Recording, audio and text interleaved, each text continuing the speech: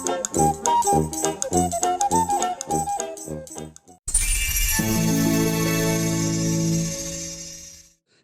apa kabar para pendidik dimanapun Anda berada? Selamat berjumpa lagi dengan Bapau, bincang-bincang ala Pandawa Wirakusuma. Selama beberapa menit ke depan kita akan berbincang-bincang dengan salah satu tokoh pendidikan yang ada di Jawa Barat, tentu saja di Indonesia. Dalam waktu dekat, bulan depan ini, masyarakat Indonesia, khususnya para orang tua, akan berhadapan dengan hal yang sangat penting, yaitu menyekolahkan anak-anaknya ke sekolah. Sekarang ini ada perubahan dari PPDB menjadi SPMB. PPDB adalah penerimaan peserta didik baru, dan SPMB adalah sistem penerimaan murid baru. Kita akan berbincang-bincang dengan Pak Asep Rahmat. Beliau adalah seorang pensiunan pengawas pendidikan yang banyak berkecimpung di dalam penerimaan siswa baru, mulai dari PSB ke PPDB sampai sekarang ini ke SPMB. Pak Rahmat, apa kabar? Alhamdulillah baik, Pak. Alhamdulillah, sehat-sehat ya? Sehat, harus sehat kan? Selamat berjumpa di Bapau nih, bincang-bincang ala Pandawa Wirakusuma. Kami sengaja mengundang para tokoh pendidikan, khususnya yang punya pengalaman di bidang pendidikan. Bapak ini tokoh pendidikan di Jawa Barat, seorang pengawas di Provinsi Jawa Barat yang banyak berkecimpung. Kira-kira Pak, menurut Bapak, menurut Pak Rahmat nih, persepsi orang tentang orang tua khususnya, persepsi orang tua terhadap PPDB bagaimana Pak? Nah ini dia Pak, yang kemudian menjadi sumber utama mungkin yang menjadi masalah, di mana orang tua beranggapan bahwa anaknya ketika diterima masuk ke PPDB itu menjadi hak dasar mereka. Karena memang kita tahu bahwa hal itu sudah tercantum dalam Undang-Undang Dasar yang disebutkan bahwa setiap warga negara berhak untuk mendapatkan pendidikan dan pengajaran. Jadi mereka menganggap bahwa akses dan akseptabilitas anaknya untuk bisa masuk sesuai dengan pilihannya ke sekolah tertentu itu adalah menjadi hak dasar bagi mereka. Hak dasar mereka untuk masuk ke sekolah. Betul, artinya mereka berharap bahwa itu dilayani oleh negara dengan sebaik-baiknya, kira-kira seperti itu. Terus? Nah, ini mungkin yang kemudian berubah, bahwa pada dasarnya negara mungkin menginginkan seperti itu, tetapi ternyata daya tampung dan kemampuan pemerintah mungkin belum sesuai dengan yang seharusnya. Makanya muncullah perbedaan di mana antara harapan orang tua dengan kenyataan yang harus dihadapi oleh mereka, itu masih terdapat masalah-masalah yang sampai sekarang itu menjadi masalah klasik dari dulu gitu Pak. Kok dari dulu? Mengapa cerita dari dulu itu? Apa maksudnya dari dulu? Kalau saya, sepengetahuan saya, masalah PPDB ini dari mulai yang mana dulu PSB, penerimaan murid baru, PPDB, sampai yang sekarang akan kita terapkan dengan sistem yang lebih baik lagi mudah-mudahan, itu selalu tiap tahun menjadi langganan. Jadi langganan apa itu? Langganan permasalahan yang muncul gitu diantaranya ya itu tadi, karena kesenjangan antara harapan orang tua dengan kenyataan yang harus mereka hadapi. Ya. Waktu saya SMP dulu di daerah, di kampung, saya SMP di Lembang, masuk ke SMA di Bandung, itu harus seleksi. Betul. Zaman saya dulu, saya ingat masuk ke SMA negeri yang saya tuju itu ada 5 orang. Saya alhamdulillah yang lulus cuma sendirian. Betul. Nah, itu kan dulu diseleksi. Sekarang ada nggak anggapan bahwa PPDB itu seolah-olah seleksi? Bagi pandangan orang tua, apapun namanya, apa itu zonasi atau yang sekarang sistem domisili dan lain sebagainya, itu sebetulnya kan seleksi, Pak, sama aja. Cuma dengan cara yang berbeda mungkin. Kalau dulu mungkin ketika Bapak mengikuti seleksi waktu itu mungkin ada yang seleksi tertulis dan lain sebagainya. Ya. Betul kan begitu. Nah, kalau sekarang mungkin seleksi dengan cara-cara yang seperti yang di PPDB yang tempo hari itu. Betul. Itu kan sistem zonasi juga seleksi pada dasarnya. Kemudian prestasi kemudian misalnya domisili termasuk di mana tempat orang tuanya bekerja dan lain sebagainya, itu juga ada prasyarat seleksi. Nah, cuma caranya mungkin yang berbeda. Tapi yang sepengetahuan saya dari dulu semenjak namanya seleksi tertulis atau lain sebagainya, tetap itu Pak menimbulkan kontroversi dia. Selalu menimbulkan kontroversi ya. Betul Pak. Baik. Ah, selain kontroversi mungkin heboh ya. Heboh, heboh. Mengapa Betul. selalu mungkin heboh itu Pak? Ya itu tadi karena di situ di proses PPDB itu kan menyangkut hajat hidup orang banyak ya di antaranya di situ.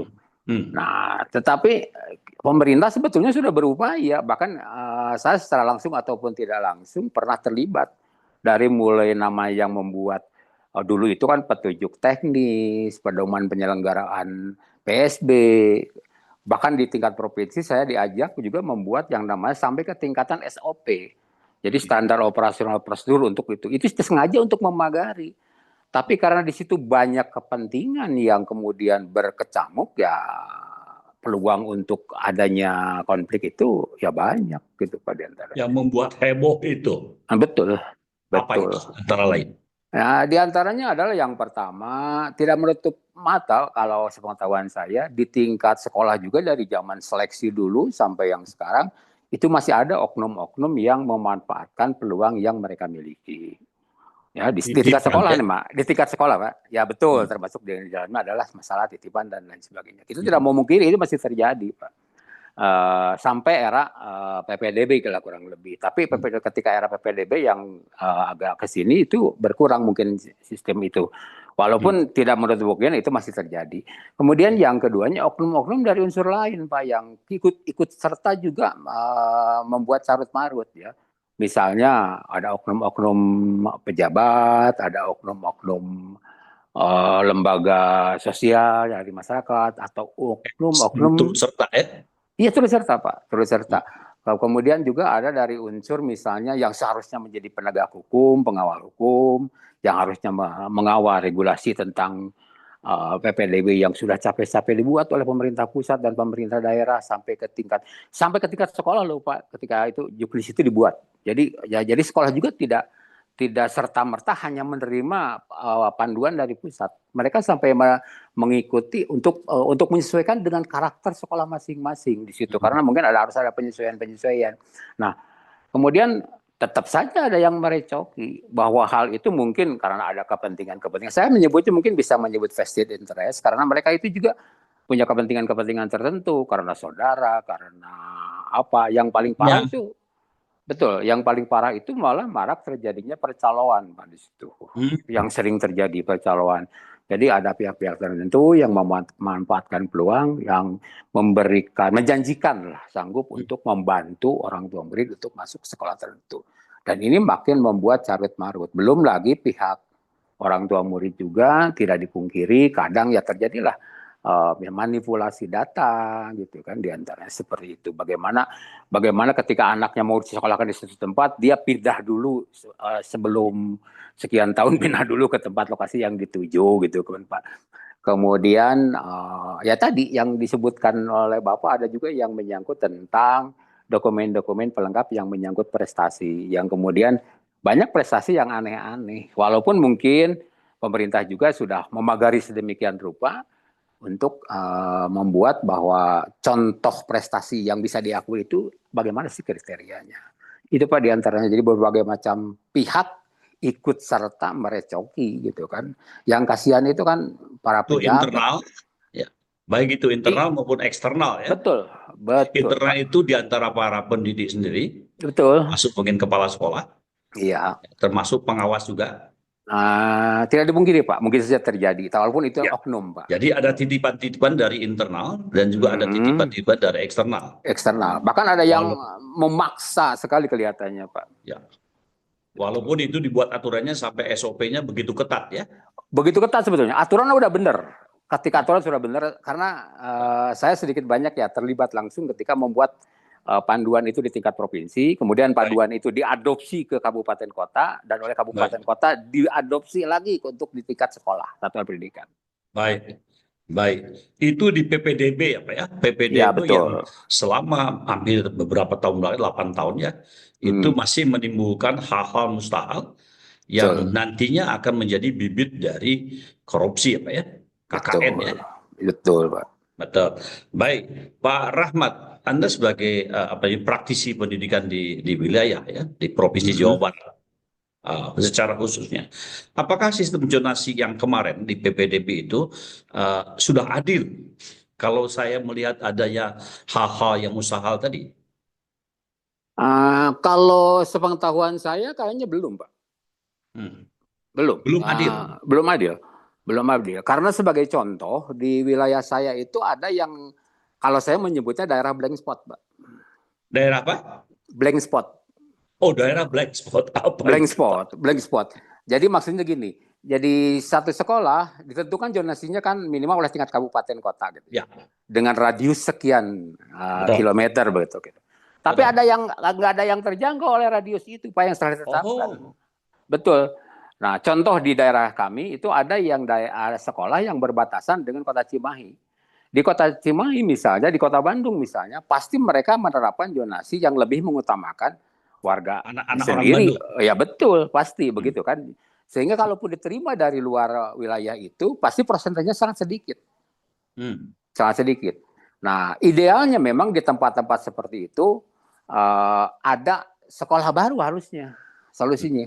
Atau paling tidak ada sekolah semacam kelas jauh, Pak. Kalau kalau di salah satu kabupaten di Jawa Barat ini yang saya kelas jauh.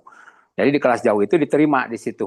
Sebab kalau enggak, pasti pilihan mereka enggak akan bisa akses ke negeri. Jadi pilihannya hanya Antara swasta aja. perbatasan antara dua kabupaten ada blank spot, Betul, ya. Yang di betul, sini nggak betul. diterima, di sana juga nggak terima. Betul untuk negeri maksudnya. Ya, Hmm. ya. Jadi, Nah, ya. Terus, kalau kalau begitu kan berarti mereka itu salah satu alternatif cuma memilih swasta yang terdekat gitu, Pak. hmm, Jadi walaupun kita mengakui bahwa sebetulnya jangan ada dikotomi antara negeri dan swasta gitu ya. Idealnya hmm, seperti itu. Tapi yang namanya orang tua kan tetap akan memilih yang dia inginkan. Bahkan ketika awal zonasi diterapkan, itu sebetulnya masalah yang pertama muncul pada waktu itu adalah bagaimana mengubah persepsi orang tua dan anaknya untuk bisa sekolah yang ada di wilayah zonasi itu. Karena mereka sudah punya sekolah yang difavoritkan di tempat yang lain, kan gitu ceritanya. baik. Walaupun kalau menurut saya istilah favorit itu bukan karena tidak semuanya karena apa, karena dia berprestasi di sekolah itu, tapi karena memang difavoritkan. Ya. Dan Betul. sekolah favorit itu sejak dulu sampai sekarang masih Hmm. tetap berlaku dan di situ orang Ya, berbondong-bondong berbondong-bondong berupaya ke untuk situ. masuk sekolah itu. Betul. Termasuk Betul. yang tadi disampaikan internal dan eksternal banyak Hmm. berperan yang menjadi Hmm. keadilan itu tidak tercapai ya Pak ya. Betul. Betul, betul. Jadi Sepengetahuan saya PPDB seperti itu itu. sistemnya sudah baik kalau Sudah menurut baik. Pak Ahmad, tetapi Hmm. pada praktiknya sekarang bukan sekarang, tahun yang lalu Tahun itu tahun yang lalu. ada kendala ya, Betul, masih masih berbagai banyak. macam kendala. Betul sekali, Pak. Baik. Pak Rahmat, apa solusi terbaik penyelenggaraan PPDB ini? Sekarang Hmm. saya sampaikan sekarang bahwa pemerintah Kementerian Pendidikan Dasar Menengah sudah Hmm. mengeluarkan aturan baru, yaitu Iya Permen betul, Nomor Pak. 3 tahun 2025 Iya, Pak. tentang SPMB, Sistem Hmm. Penerimaan Murid Benar, Baru. betul. Gimana menurut Bapak?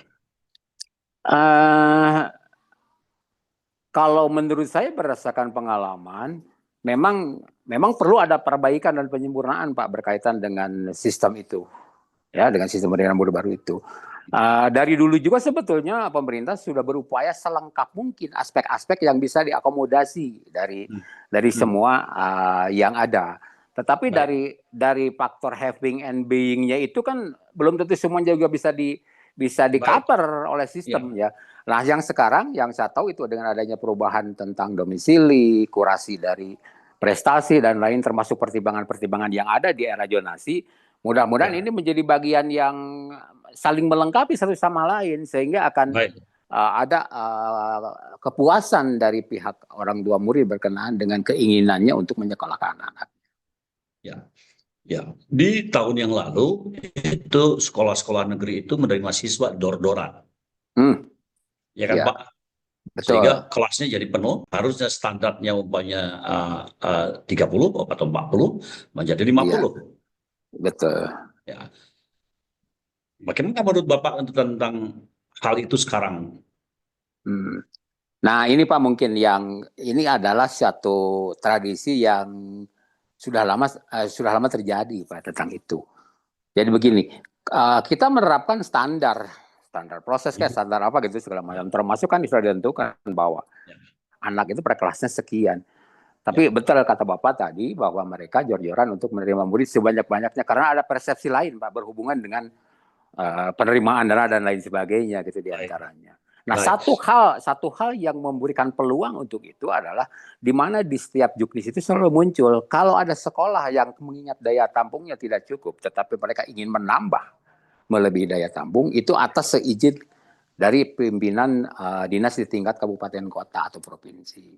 Nah, ramai-ramai lah mereka meminta izin ke pihak terkait dan Ya. uniknya lagi.